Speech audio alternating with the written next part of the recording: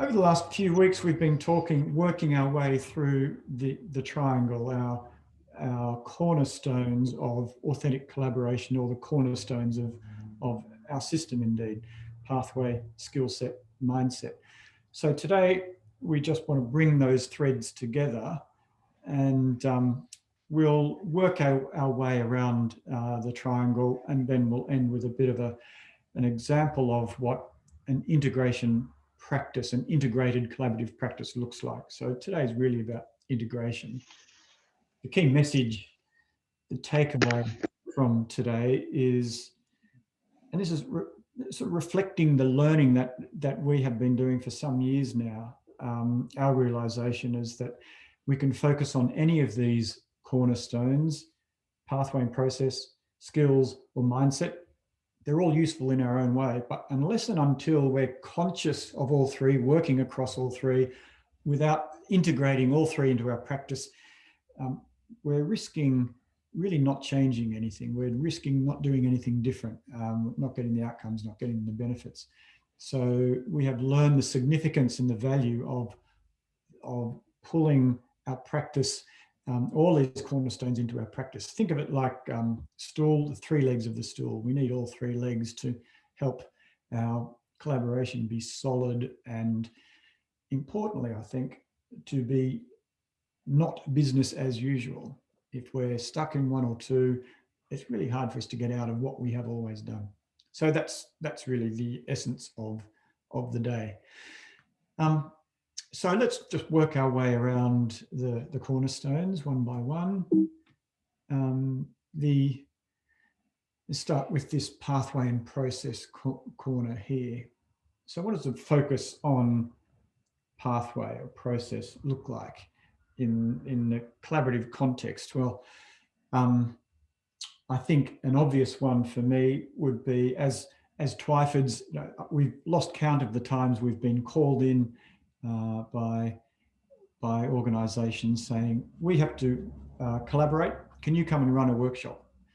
The implicit understanding or assumption being that if you get us in the room, if we get together in a room and have a different experience, we have to run a workshop process, then presumably that will help us collaborate. We'll be able to collaborate from there on. And I think it's a risky assumption to make. John, did you want to talk about, Yeah, I guess for me, it's a bit like the sort of default position is the one about trying a process to help us collaborate.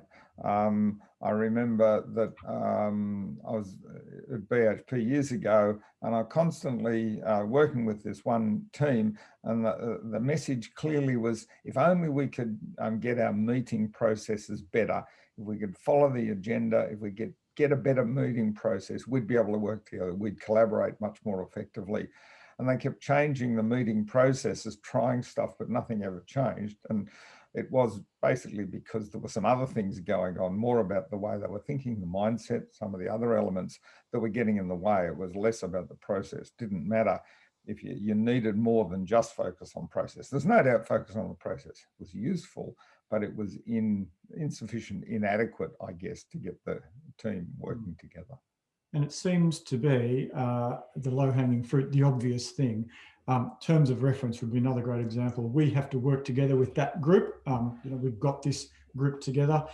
In order to collaborate, let's go to the terms of reference. I constantly am getting questions from clients about, what should the terms of reference be, as though,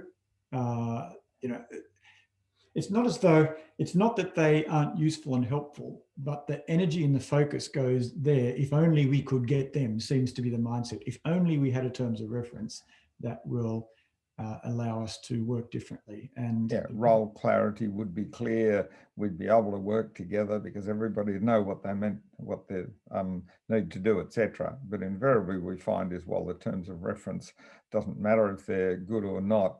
There's other things that you need to pay attention to as well. So risks, there are risks there. And restructures would be a great example. It's probably self-evident, but if we're shuffling where people sit and inside an organisation, with the assumption that that will allow us to work together better. Again, there's no doubt some truth in that, but it's not the whole truth. It can't be. And I think that's the point here, that the focus on just one, probably necessary, but almost certainly insufficient. So let's keep working around to the skills. And what does a focus on collaboration skills look like? Well, the obvious example here to me would be training. We need to collaborate. We need our team to work together. We've got this difficult collaborative project coming up. Who can we get to train us? Because if we have the training, then we'll have the skills, and then we'll be able to collaborate. I think our experience is that while training, again, useful, it does what it does, it's insufficient in the big picture. I mean, we, as Twyford's, we used to do an awful lot of training in our sort of previous iteration of our business. And we'd go back to the same organisation 6 months, 12 months later, train the next cohort, and we'd do that over a period of years. It was good business, but perhaps what it wasn't, we realised this over time. You'd get in the training room with the next group, they look like the past group, and the stories they're telling about the challenges inside their organisation, inside their team, are the same stories that the previous group was telling a year ago, which seemed to be evidence that it wasn't really helping the working together shift. It wasn't really changing the practice. It was adding some value to the individuals, but not changing the practice. So again, that focus on, if only we had some skills, or if only we had some people with some skills, that will allow us, that team, this business, to work collaboratively. I had a good example just the other day from a client. I was reading a review of their collaborative relationship, and they said they needed to do a reset. And one of the comments was, we just need to have a really, really good facilitator who has the appropriate skills and is really clever, and we'll be able, the message was, if we get that person, we'll be able to have a really good workshop and we'll get to collaborate. So it was a bit of a reliance on, if we got the right person for the job, then everything will be fine. And while it will certainly be useful, it's probably, you'll need more than just the right person for the job to be able to reset the collaborative relationship. Yes, and the assumption there seems to be, we don't have the skills, that person has the skills. What we need to do is get that person because they've got the skills, and that will set us on track. But I think it's deeper than that. Again, I think there is. Right, so just moving around to the top of the triangle, this is the one probably where, certainly in the collaboration context, there's probably least focus. It's probably the least visible, the most unconscious, but in many ways, as we've said previously, the most important element. A focus. But I think, Stuart, you can still find, I think you can still find the same challenge, that just a focus here is inadequate too. I guess a good example for me is just working for BHP years ago. We used to take people off to do culture change. You know, we'd take them off for a 2 or 3 day program where they'd have a great experience together about thinking differently. Then we'd bring them back into the workplace and wonder why nothing really changed, because while we were attempting to do the thinking change, there was nothing structural in this case to support them back in the workplace. They were sitting there struggling with the same things and no new processes to help a different way of thinking. So just the focus in this case on trying to change the mindset was great, and there was we saw some benefits, but they were unable to sustain it because, again, it was, that by itself was insufficient. It needed some of the others, in this case, some of those other cornerstones.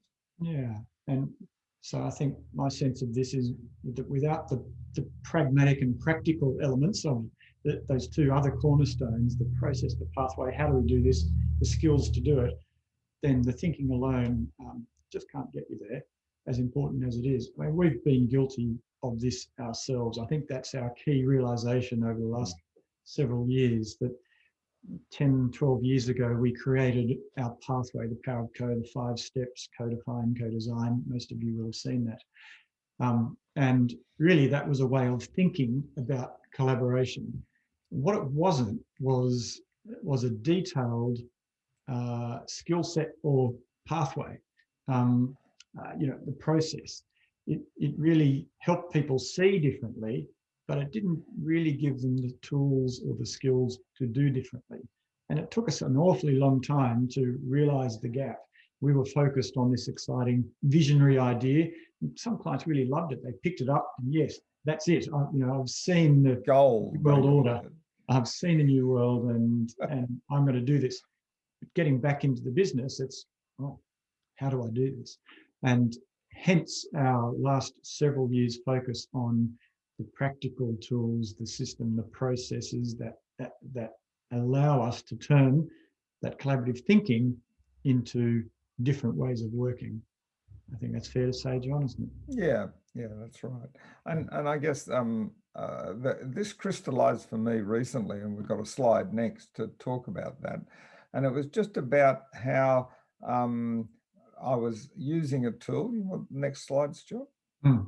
Yes, well, we've gone through the black hole without, without the shift, we're stuck. We're stuck where we are without that integrative practice. So, but John, you were going to talk about this. Yeah, so I had a group, they wanted some advice and about a collaborative process with a bunch of stakeholders. And they said, we've got these people, they've got hidden agendas. And it's frustrating us a bit because I can't quite trust them because I'm not sure that they're sharing what they need to. So we said, okay, have we got something that we can help you with these hidden agendas? So we talked about this simple tool. I think I've explained this before at one of the other webinars. Hold positions aside. It was just a way of actually helping people move from perhaps their strongly held view, you might say their agenda, to giving people a way for people to step past that. So it was interesting because as we were exploring this tool and okay, here's something you could try and how do we practice this, the group started to question their thinking about the, how am I thinking about hidden agendas? And so they were thinking, well, I tend to see hidden agendas are the things to be frightened of. People shouldn't hold them. They'll create a problem rather than another way to see it. So it helped them think differently potentially about the situation, to say, well, okay, everybody's got agendas and they're fine. And it's really about getting past them rather than getting stuck in, if you like, the position. So I think the interesting thing for me was it sort of highlighted that sometimes the mindset can require you to actually look at some specifics, and sometimes looking at the specifics can help shift the mindset and also drive that thinking about how do I get skilled about doing this. So it started to reflect that it's a way of triggering some conversation about all three of the cornerstones: mindset, skill set, and the tools that you might need to do it. So I think for me, what I'm realizing more and more is I could use this tool in a way that without thinking about my thinking. So I could just pick up a tool. Yeah, that great. Twyford's has this simple tool that looks effective. I'll go and run that, and that's a sort of tool set part of the process. But if I use the tool without reflecting on how am I thinking as I use the tool, then it's really missing that key shift that John's just talked about from hidden agendas. He's got hidden agendas. He must be a bad person, or this is going to be a problem. To we all have our perspectives and positions, and isn't that why we're in the room together? It's a mindset shift. It's not a tool. It's not a skill. That's a thinking shift, but it's the tool which makes that visible. As long as I'm conscious of how I'm thinking, underpins that. So you can see how the triangle is always present and it's always necessary. If I'm to use a new tool in a way that gets me different outcomes, I have to think consciously about how am I thinking as I use the tool. And similarly, Stuart, I think if you're thinking, so okay, I need to think differently here, but you haven't got something tangible to help you do it, or you're not very good at doing it, like I've got a tool, but I actually can't work with a group to do it, yeah, you're still stuck. So while you could have the mindset that's appropriate to collaborate, it could be that you're lacking one of the other cornerstones around, well, how would I change my behavior, and have I got the actual confidence to change my behavior? So I think that's what we're finding more and more, is that the three combine nicely to create sort of an overall sense of frame for collaboration. Yeah, and a different tool makes my thinking visible, can help me make my thinking and our collective thinking visible. And that's fundamentally the most important thing we need to be doing to collaborate effectively. All right, so wondering if anyone is able to share your own experience. Have you got any stories of when you have found yourself having to integrate, the thinking and the practice, try new things, and have to build in a different way of thinking as you do that? I wonder if anyone's game to tell a little story here or just share your experience. Don't forget, if you're doing so, just unmute and dive in. We're a small and intimate and safe group today.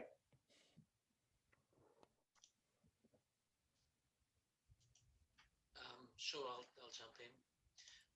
Tim here, Tim Fuller. Hi, Stuart. Hi, Tim. Good to Hi, Tim. talk to you again. Hi, John. It's probably not it's a work in progress. I work with internal teams to assist them to help them to use technology to support their business programs. And I've working with a team which has got taking a particular view of some of the systems that they're using, and they're quite negative about them. They've got a fairly fixed mindset about the system that they're using. They're unhappy with it. They're looking for alternatives, and they're not really they're not happy working with me or the team. They feel that we're part of the problem. So this is the challenge, is to try and change that relationship so that we're working more, we're collaborating on something which is a common objective, rather than being sort of caught up in the bad experience we've had in the past. Yes, that sounds like an interesting context, and I wonder, Tim, if you're reflecting on your own thinking as you go into that group, and is that colouring the relationship? Ultimately, it's about what can I do as the collaborator in this room, and how am I thinking about that? So, I don't know. What do you think? Are you thinking about your own thinking? Absolutely, yes. I'm thinking about, am I taking am I promoting a collaboration here, or have I got a position myself that I'm not moving from, and that I'm expecting them to sort of come on board with my worldview or my view of the situation. I probably haven't been as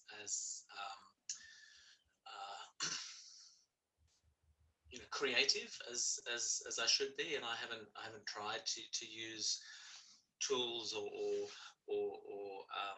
strategies, I guess, to try and do that. I've tried to have open conversations and be reasonable and listen, and suggested that we should be trying to establish a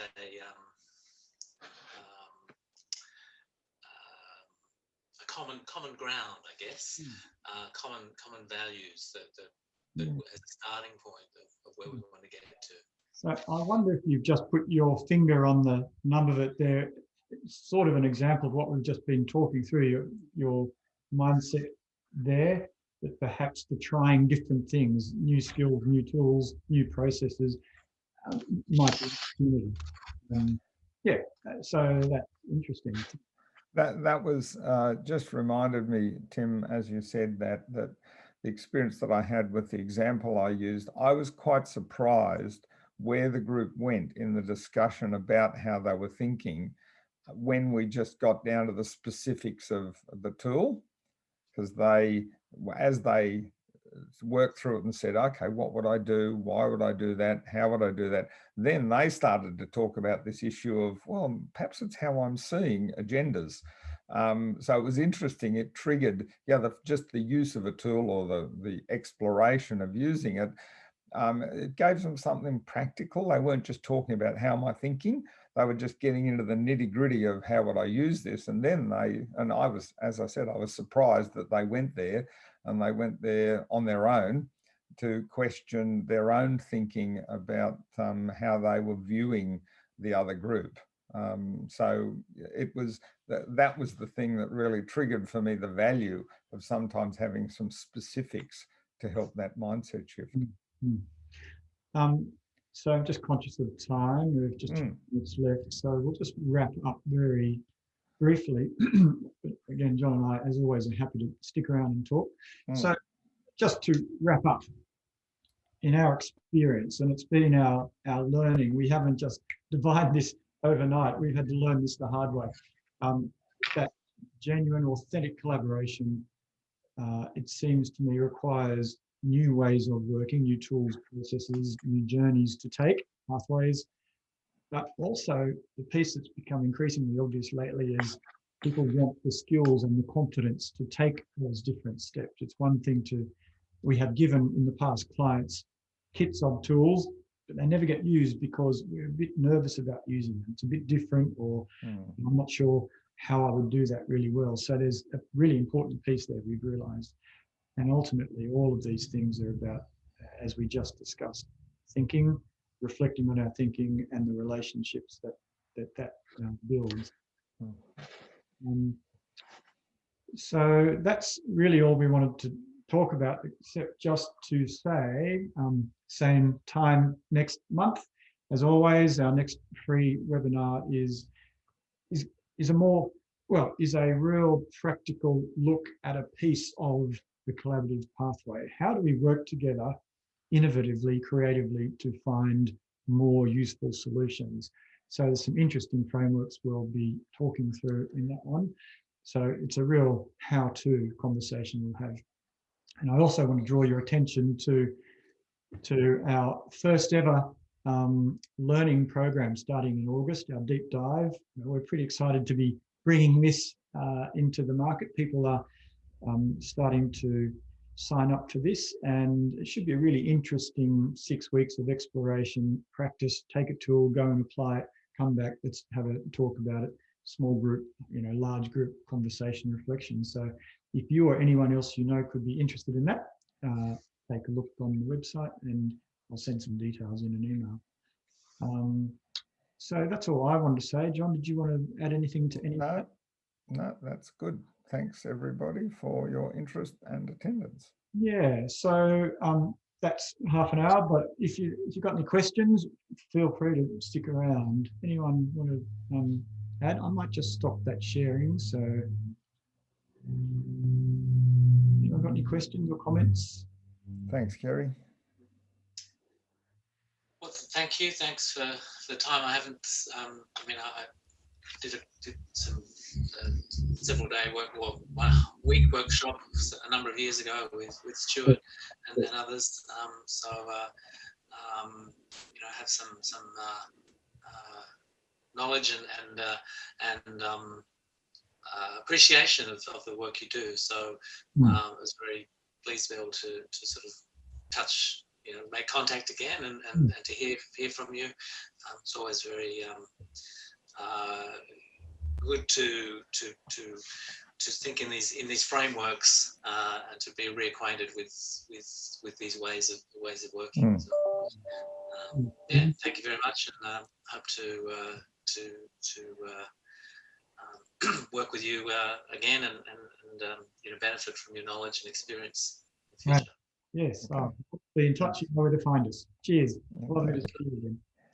Thanks. John.